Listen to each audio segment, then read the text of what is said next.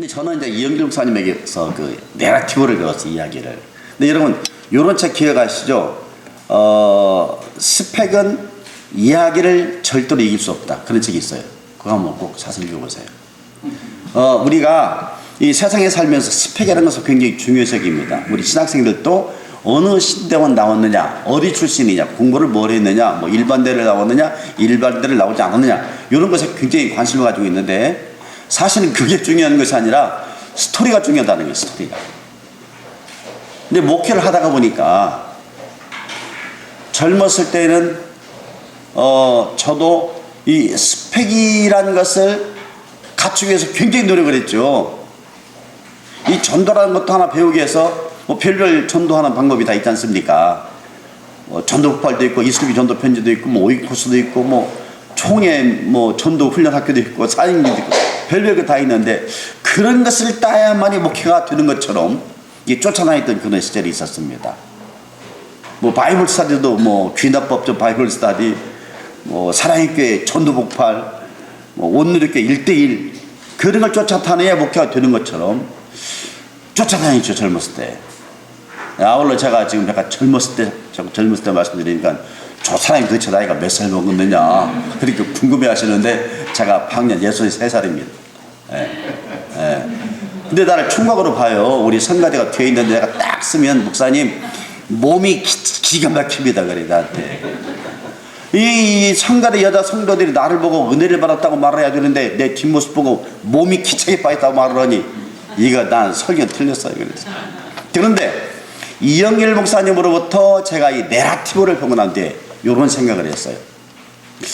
아, 맞다. 설교를 할 때 설교라는 것이 어떤 타겟이 있어야 되고, 타겟을 이루어 나가는 구성이 있어야 되고, 거기에는 골짜기도 있어야 되고, 좀 올라가는 산 정상도 있어야 되고, 그리고 가장 높은 정상을 향해서 나가는 그 꼴이 있어야 되고, 그럼 그 산을 구성하기 위해서는 거기에서 여러 가지만의 재료가 필요하겠다 하는 생각이 들더라고요. 그래서 뭐 되든 안 되든 간에 뭐 이야기 설교를 배우기 위해서 목사님 책을 딱 섭렵도 해보고, 그리고 시나리오 책이라는 게 있잖아요. 시나리오 책을 몽땅 10권을 샀어요. 사가지고 그걸 다 섭렵을 한번 해보는 거죠. 또 이것을 하기 위해서는 글쓰기를 잘 써야 되겠다 싶어가지고 우리 나이는 나온 글쓰기라는 책을 다 샀어요. 저는 좀 성질이 약간 고약한 데가 있어가지고 이것을 한번 해야 되겠다 싶으면 끝장을 내는 그런 스타일이 있거든요. 그래가지고 날밤을 새워가면서 이 글쓰기 책을 다 읽어봤어요. 그러다 보니까 요렇게 구성이 되는구나 하는 것을 어렴풋하게 느끼더라고요. 아마 다른 사람 같았으면 2권 정도만 읽어도 마스터했을 거예요. 여러분들 아마 2권 내지 3권 정도만 읽으면 내러티브가 무엇인가를 마스터할 것입니다. 그런데 저는 IQ가 2자리 숫자라 이걸 10권, 20권 읽어도 안 되더라고, 이게. 그래가지고 글쓰기 책이라든지 시나리오 책이라든지 극작가들이 쓴 책들을 몽땅 사가지고 읽어봤어요. 그러면서 설교에 대한 도움을 받았는데, 설교에 대한 도움을 받으면서 중요한 한 가지 착상과 포인트를 하나님께로부터 얻었습니다. 그게 뭐냐면은 목회를 그런 식으로 해야 되겠다는 생각이에요. 지금 제가 한 30년 목회를 했는데요, 처음엔 되게 힘들었어요. 여러분 한번 생각해 보세요. 제가 총회 사랑교회 가서 전도 뭐 있지? 제자훈련 가서 죽으라고 배워갖고 와가지고 죽으라고 했어요.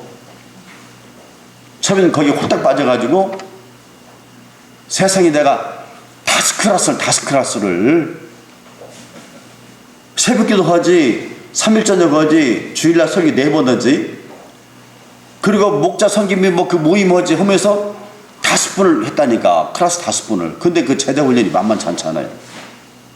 한 번은 주일 저녁에 예배 끝나고 그걸 딱 가르치는데, 그 남자 집사들이 한 15명 모여가지고 공부를 하면서 제가 좀 이렇게 토론 한번 해봐 하면서 제가 졸고 있더라고. 내가 딱 정신 들어서 이게 아니다 해가지고 그만 없애버렸어요. 나 졸면서까지 못하겠다. 내가 성의가 없어서 못하겠다. 없으면서 제자훈련 하다가 한 2년 하다가 이것이 아닌 게 현 생각이 들었어요. 또 소형모 교회 제자훈련 갔다가 하다가 또 이것도 아닌가벼. 이 산에 올라가도 아닌가벼. 저 산에 올라가도 아닌가벼. 그러다 보니까 이런 것들이 뒤죽박죽 되기 시작하는 거예요. 온누리교회 1대1 16주 훈련 딱 받고 와서 이걸 놓으면 간편하겠다 싶어가지고 그걸 했는데 한 2년 하다 보니 그것도 아니야. 그러다 보니까 이 교회가 틀이 잡히지 않고 바이블 스터디도 흐트러지는 거예요. 나는 힘들죠. 교인들은 이거 됐다 저거 됐다 하니까 승질이 나죠. 교인들은 뭐 맥이 잡히는 거 없죠. 아, 가만히 이영길 목사님으로부터 배우면서 대체 목회도 스토리가 있어야 되겠구나 하는 것을 깨달았어요. 오늘 요한복음 20장 25절에서 예수님에 관한 것을 다 기록하기에 부족하다고 그랬어요. 이야기가 뭐냐면 예수님의 이야기를 예수님의 생애를 요한은 이야기를 썼는데 그 이야기를 다 못 담겠다는 거죠. 다 못 담겠다는 것을 다른 말로 말씀드리면은 엑기스를 가지고 썼다는 거예요. 엑기스를 가지고. 그렇다면 목회라는 것도 엑기스를 모아가지고 하나의 스토리를 만들어야 되겠다는 생각이 들었어요. 목회는 스토리였구나. 저는 지금 그렇게 깨닫고 스토리를 만들어 나가고 있습니다. 스토리라는 것은 두 개는 있지 않다고 생각을 해요. 스토리는 마이 스토리가 있는 것이지, 우리 박항기 목사님 제가 잘 알기 때문에 박항기 목사님의 스토리가 내 스토리는 될 수 없어요. 박항기 목사님의 교회 목회가 내 목회는 될 수 없다고. 나는 내 스토리에 목회가 있는 것이지. 그래서 이 내러티브, 이 설교를 통해서 설교도 그렇게 하기 위해서 노력을 하지만은 좀 더 그 범위를 넓혀가면서 목회도 저는 한 포인트, 한 주제, 한 토픽, 한 단어를 가지고 교회 전체를 좀 끌어가고 있습니다. 그 한 단어는 성경적이어야 되니까 뭐 복잡하게 생각할 필요가 없더라고요. 예수님께서 무엇을 명령하셨는가? 전도죠, 전도. 그래, 교회를 전도하는 교회로서의 스토리를 만들면 되겠다 싶어가지고 구호를 하나 만들었습니다. 그것이 원 플러스입니다. 원 플러스가 뭐냐면은 원에다가 더하라는 얘기 아닙니까? 저희 교회는 한 사람 이상을 반드시 의무적으로 전도를 해야 돼요. 네. 이건 의무예요. 한 사람이 1년에 한 사람 이상을 반드시 전도하자 해서 원 플러스. 인사도 원 플러스, 무엇인지 원 플러스예요. 그러면은 이 원 플러스라는 그 타겟을 가지고 이야기를 써내려가야죠. 이 원 플러스를 하기 위해서 모든 교인이 전도를 잘하기 위해서 어떤 요소가 필요한가? 김명선 교수님 그러죠? 요소라는 게 들어가야 되죠? 거기에 맞는 요소를 집어넣어야죠. 그러면 성경 공부를 하더라도 거기에 맞는 요소가 들어가야 되기 때문에 당신들은 가서 성경 공부가 끝나더라도 전도를 해야 된다. 그래서 모든 성경 공부 과정 속에 전도라는 걸 집어넣기 시작하고 모든 사역 가운데도 전도라는 걸 집어넣기 시작해요. 그래서 이 사역하는 꼴을 전도로 집어넣어가지고 모든 사역 자체를 전도로 통일되고 전도로 흘러나가고 전도로 집을 짓고 전도로 만들어 나갈 수 있도록 교회 구조를 짜기 시작했습니다. 구조를. 놀라운 일이 벌어지기 시작한 거예요. 그러다 보니까 교인들이 방향을 잡아요. 우리 교회는 전도하는 교회 이야기가 있구나 해가지고 교인들이 줄을 서기를 시작하는 거예요. 그리고 무엇보다도 목사님들이 줄을 서기 시작하는 거예요. 오늘 월요일이죠. 제가 모이란 말 안 했어요. 우리 교회 목사님들 10시부터 모여가지고 전도 같은 거 지금 다 모여 있어요. 그러다가 미안해가지고 나 그 말씀 목회 가니까 당신들 열심히 하라고 그렇게 격려해주고 왔어요. 뭐 가서 밥이라도 뭐 사줘야 될 것 같아요. 그러니까 이 교회 목회를 이 설교를 통해서 내러티브를 배워가지고 내러티브로 해서 그 요소를 가지고 뭐 주제, 단어, 그 줄거리, 위기 그런 모든 걸 집어넣어가지고 목회를 짜주니까 교인들이 이해하기 쉽고 또 정리가 잘 되니까 목회자들이 정리가 되고 자기들이 서야 할 위치와 자기들이 해야 될 언어와 자기들이 해야 될 행동들을 맞춰버리니까 이 코어가 조직되더라고요. 코어가 핵심이 조직되더라고요. 핵심이 조직되어가지고 우리가 다음에 무엇을 해야 될 단계를 알더라니까요. 이번에 저희들이 그 원프로를 통해서 교회를 세계에서 하나밖에 없는 전도라는 교회를 꿈을 가지고 있어요. 모든 교인들이 한 사람도 빠짐없이 1년에 한 명이 서식을 전도하는 것은 세상에 있을 수 없는 교회입니다. 이게 스토리라는 것은요, 저는 이렇게 생각을 해요. 제가 이제 목사님 앞에서 이런 말씀드려 죄송합니다. 스토리는요, 이루어질 수 있는 가상적인 것을 얘기하는 것은 스토리라고 생각하지 않아요. 스토리라는 것은 이루어질 수 없는 가상적인 것을, 그것을 상상화시키고 꾸며주고 만들어주고 아름답게 만들어주는 것. 그러니까 예수님의 기적의 사건은 이룰 수 없는 사건이지만 거기에 믿음이라는 요소를 덧붙여가지고 우리도 할 수 있다라고 도전하게 하고 나가게 하고 이야기를 가지고 밀고 나가게 하는 그것이 하나의 이야기 요소라고 저는 생각을 하거든요. 그러니까 교회 목회도 이런 원 플러스를 통해서 밀고 나가게 하고 이루어 나가게 하고 꿈을 가지게 하고 같은 방향으로 나가게 하니까 다음에 내가 무엇을 해야 될지를 목사님들 알더라고. 그럼 오늘 모인 것은 금년에 전도를 하겠다고 지금 작정거 나온 사람이 1560명이 지금까지 나오고 있어요. 1560명은 목사님 금년에 한 사람을 반드시 전도하겠습니다. 무슨 일이 있더라도 전도하겠습니다.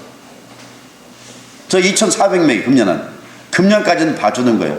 교인수는 뭐 훨씬 더 많지만 봐주는 거죠. 그러니까 요 사람들이 전도를 해서 데리고 들어오기 시작하는데 뭐 한 주일에 몇십 명씩 들어오니까 그럼 목사님들이 딱 생각해 볼 때 어떻게 관리하느냐, 이게 관리. 그 자기들이 오늘 모여서 관리하는 방법 좀 묵상하고 있어요. 어떻게 산사로 떨어지지 않고 관리하느냐. 그래서 저는 시간이 다 되었기 때문에요. 제가 뭐 100가지를 말씀드리는 것보다도 이영길 목사님께서 한마디 말씀드리는 것이 훨씬 더 유익이 되니까. 저는 여러분들이 이영길 목사님을 통해서 내러티브를 같이 공부하시고 내러티브를 성경을 연구를 하실 텐데 이 내러티브라는 것이 설교뿐만 아니라 더 나아가서는 목회의 길도 환하게 뚫어주고 또 한 가지는 제가 내러티브를 통해서 내러티브를 배우고 내러티브를 가지고 목회에 적용하다 보니까 제 인생도 내러티브로 만들어 나가더라는 거죠. 제 인생도. 그래서 저는 세상에서 하나님 저 홀로 창조하셨잖아요. 저 닮은 사람이 하나도 없어요.